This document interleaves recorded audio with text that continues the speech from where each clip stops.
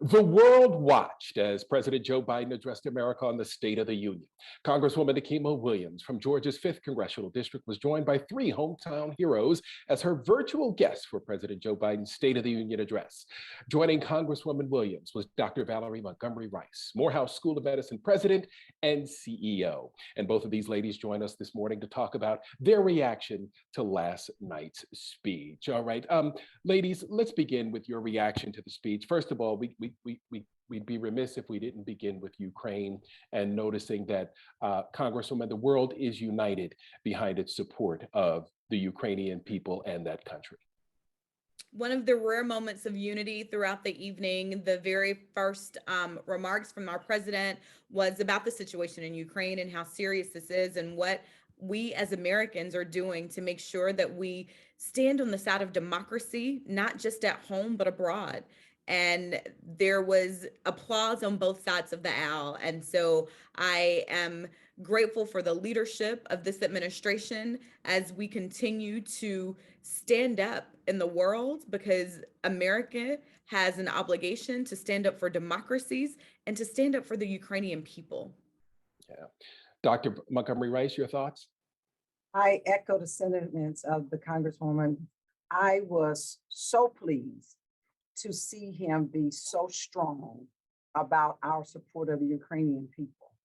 And I was looking to make sure that all of our legislators were standing and applauding in unison to make sure that we understand what our rights are, our opportunities are, and that they too are at risk when we see this dictator come and invade this country for no reason that is clear to me. And so I was very, very pleased to see how strong the president was, and that we understand that we are trying not to put our troops in harm's way, but we also understand that there are other tools in the kit that we can use to impact the situation, and that we are united with other nations in doing so. So I was pleased that he spent the amount of time at the beginning to take that stand. Absolutely. Congresswoman, President Biden has been a master at repairing some of these diplomatic relationships that were, basically thrown away over the last 4 years from the previous administration. So what is driving the lack of approval here at home? I mean, we are seeing a profile in leadership, not only from President Zelensky, but from President Biden as well. President Biden is leading in difficult times, and it's going to take us as House Democrats and people who are on the side of democracy in this country and on the side of, as Congressman Lewis would say, what is fair, just, and right, to continue to talk about what is happening, what has happened over the last year, how we've delivered for the American people. A lot of the things that we've done aren't those things that you can see and feel right away, though it's been a lot of difficult decisions. We had to step in when the pandemic was raging and make some very difficult decisions.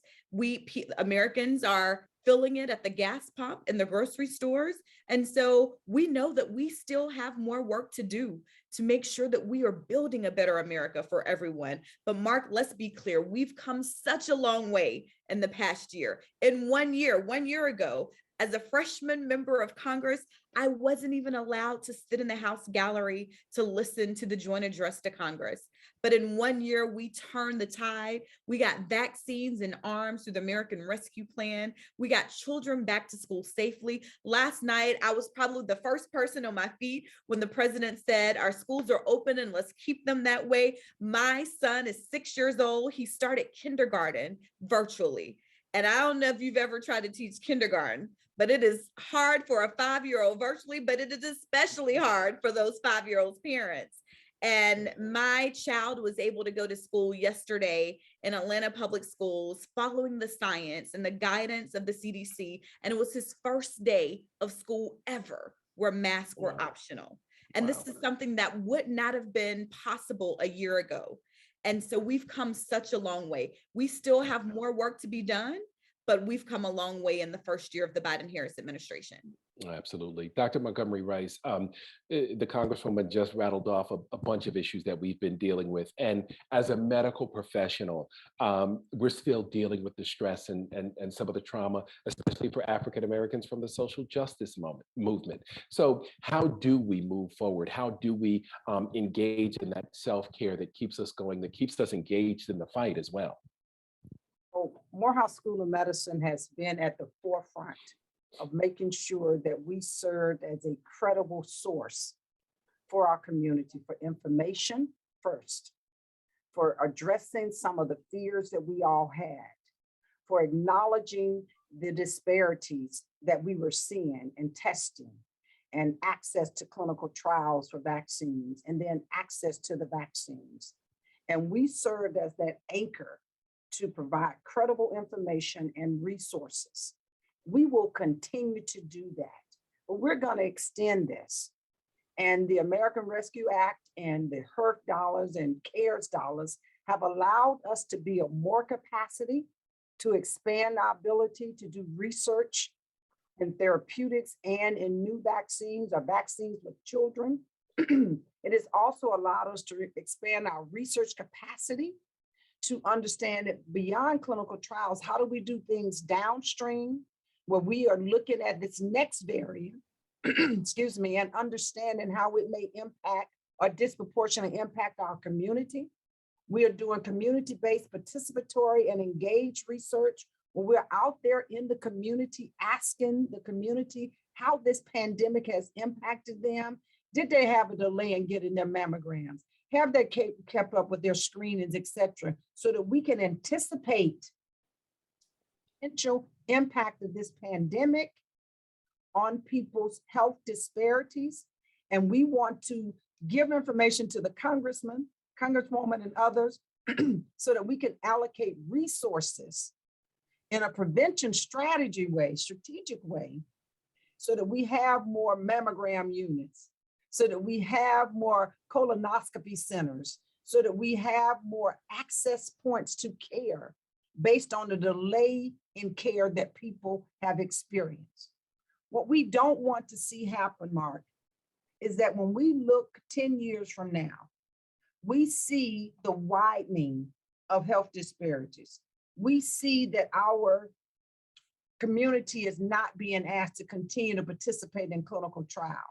And when the next pandemic comes, because it will, we want to be ready and we want to be on the side of prevention and wellness versus being reactionary as we were with this pandemic. And I can tell you, there were many things in the president's speech last night that said that he sees the roles that HBCUs and tribal organizations and tribal universities have played in being the community connection point for dispelling the fears and increasing the opportunities for access. And so we will continue to partner with the Congresswoman and others to make sure that we are part of the solution. Absolutely. Absolutely. Before I let you go this morning, I've got to get your reaction to Judge Ketanji Brown Jackson being nominated for the Supreme Court. You two transformational African-American women have been charged with saving the Republic, it seems like. And now we're adding another soldier to the fight. So Congresswoman, give us your reaction to the nomination by President Biden. So last night, when Justice Breyer was sitting on the front row, and I don't know if you all have seen the gifs and the memes, but he was just, his heart was full. And it is, I keep hearing this notion that each generation just picks up the baton and keeps the fight going, keeps the race going. And that could not be more true. And what I have been tasked with here as a member of Congress, succeeding Congressman John Lewis, and now seeing a Black woman, the first Black woman ever appointed to the United States Supreme Court, nominated. We're going to have a swift appointment because she is more than qualified. And I just could not be more thrilled because all of the things that we have heard about our civil rights. I think about my great aunt, Autherine Lucy, who inaugurated the University of Alabama in 1956. Thurgood Marshall, the very first Supreme Court justice that happened to be Black, was her attorney as a challenge to Brown v. Board of Education. And I got an opportunity to go over to the University of Alabama last Friday as they named a building in her honor on campus. And my aunt is 92 years old, just as feisty as ever. And we've been talking about everything that is happening now and her ability to have Thurgood Marshall as her attorney in that court case and to live long enough to see a Black woman appointed to the United States Supreme Court. President Biden made a commitment on the campaign trail to Black voters that he would appoint the first Black woman, and he kept that campaign promise. And I could not be more proud. Yeah. Dr. Montgomery Rice, your thoughts? So how fitting is this? This is International Women's Month, and it is about breaking the biases, right? And so when we think about that hashtag, what we are going to be thinking about, who is going to be sitting on that bench and how is she going to be representing us? It warms my heart. As the only African-American woman who leads a medical school in this country, as the president and CEO, I know what it means to be first. It's being the first. We don't want to be the only. So we hope that this is an evolution of what is to come, that women will be seen for all of that they bring to the table, and that their diversity of thought and experience will be appreciated.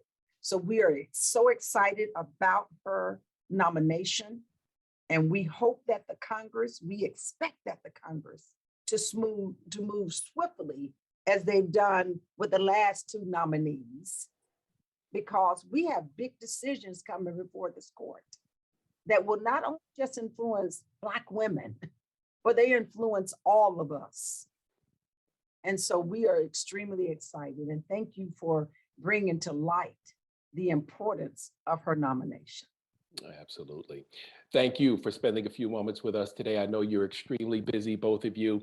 The Atlanta Daily World, Real Times Media, thanks you for taking a few moments out of your busy day to have this important conversation with us. Continued success to the both of you, and thank you so much again for joining us. Thank you, Mark. And now you see why Dr. Valerie Montgomery Rice is our hometown hero. Absolutely. Thank you for that. Absolutely. Thank you so much. Have a great day, ladies. All right. Bye-bye.